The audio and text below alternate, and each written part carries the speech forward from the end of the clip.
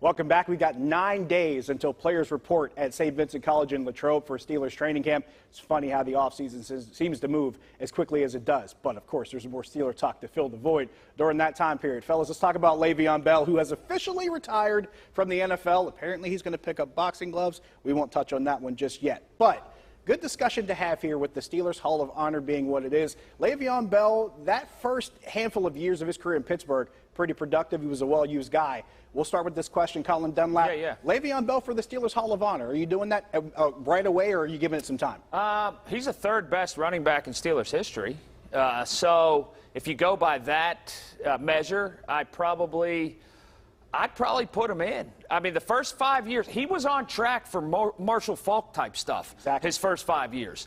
Did he reach that? No. Did they didn't have the team success probably, so that'll preclude him. But I probably, if they were going to put Lou Lips in, should LeVeon Bell go in? Louis Lips was pretty good. Louis Lips was really good, good. LeVeon Bell was a guy that, I mean, he got 400 touches. The thing about LeVeon Bell was what? He had a 5 or 6 year run. 5 years. It was just ridiculous. So, I mean, I think you definitely put him in. I don't know if he's like one of your first, they're still kind of on their first couple of classes here. So, I mean, I would think eventually you put him in. There's other guys probably that are more worthy, but he definitely needs to get in at some point. Let's put it this way. If he had the same career he had over the 4 or 5 years he had in Pittsburgh, and the team maybe went a little farther in the playoffs, and he didn't have an acrimonious exit from the team, this would be a no-brainer, right? Even if he left let's say career-ending injury in 2018, however you want to say his career ended in Pittsburgh abruptly, however it happened, he'd be in no matter what. So he'll be in at some point. I just think that the way things are with the fans, there's people they want to honor more. There's more warm and fuzzy feelings with like Paul's old, but he didn't cover John Henry Johnson. But that's the only guy that could be probably the third best running back other than LeVeon Bell. Well, who are the first two? Franco and Bettis. And Bettis. Yeah. Okay. Well, I mean, Bam Morris was really good. He wasn't as good as LeVeon Bell. I'll tell you who was really, really good was Barry Foster. Wasn't as good as LeVeon Bell. I don't know. I don't know about that. For 1 year, though. He made his money and went to the farm. I mean, longevity means something when you have But again, he retired because he wanted to go to the farm and just farm. I'll refrain from the Barry Foster, Arkansas reference because that's an easy one for me. Let's stick with the running back position because you mentioned LeVeon Bell, who's 400 touches.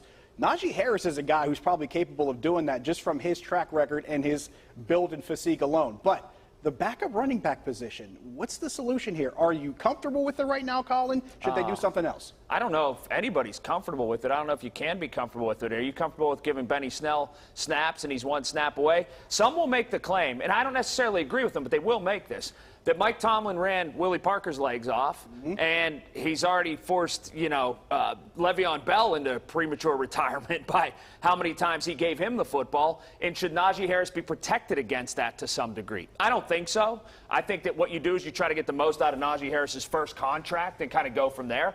But every Steelers season, some other back has to start a game or give you some carries during it. It's happened in my whole lifetime. So they better find somebody that's pretty good. I think there's two things you need in a backup, or two types of backup running backs you need. You need a guy to be a sub-package guy, whether it be third downs, whether it be gadget plays. And I think that's what they envisioned in Anthony McFarland being, but you're year 3 now. Right. It probably ain't going to happen. Benny Snell, he's been productive when he's been the every down back. I think he is okay to be a backup, to give you that spot starter too, but he doesn't have a niche to be that sub-package guy. He's not quick. He's not a real good receiver out of the backfield to be that, niche guy. So they need maybe have somebody. They have 2 undrafted rookies that were really productive in college. They don't have D'Angelo Williams, though. Whatever happened to that Kalen Ballage guy, or whatever his name is? What was his name? Whatever happened to that guy? Is he on the production last year, the backup running back. Is he still on the roster or no? It was like less than 2 yards a carry. Ballage. But I'm saying, is he on the roster? No. Okay, good. He's probably at the farm too with Barry Foster. Bam Morris was at a different kind of farm. Anyway, definitely different kind of farm. It's legal now, though. I would say this: you have Najee Harris. You drafted him in the first round. You run his legs off. Yeah. And you know what? After 4 years, if he's still got something left, you can get that 5th-year option. Then you can franchise tag him. There's no reason in the world to ever give I think a running back a second contract. There's two discussions about giving that much of a workload to Najee Harris. There's the long term, whether in year 6, 7, 8, whatever it is, and then there's the by December of this season. And I think that's more of the concern if you're the Steelers. And I don't think he really slowed down late in his rookie year, at least. Right. That's a really interesting way to look at it. But I agree with you. I think you kind of have to look at it week to week, season by season, and not even worry about next year. You got to try to win now. You got to try to win next week. You got to try to win next month.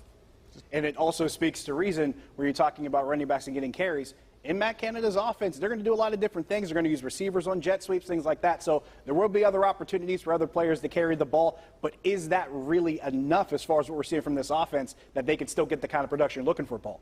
Well, you also have, Mitch Trubisky is probably going to be a part of the quarterback run. I don't know that they're going to have him out there running around like Lamar Jackson, but I think he'll have some running plays. And we talk about the jet sweeps, which to me is the most overrated play on the history of plays. Well, I'm sorry, behind reverses. Every time the coach throws the reverse out there, it's like, oh, riverboat gambler. No, not really.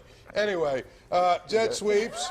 We've also got, what about Cam Hayward's younger brother? Could he be a fullback that carries the ball a little bit? So there is ways that you can make it so that Najee doesn't have to carry it 25 times. Too, it's a backup running back, guys. If it comes through camp and there's nobody stood out to do it yet, there's a waiver wire. There's plenty of guys. Adrian Peterson's still out there, right?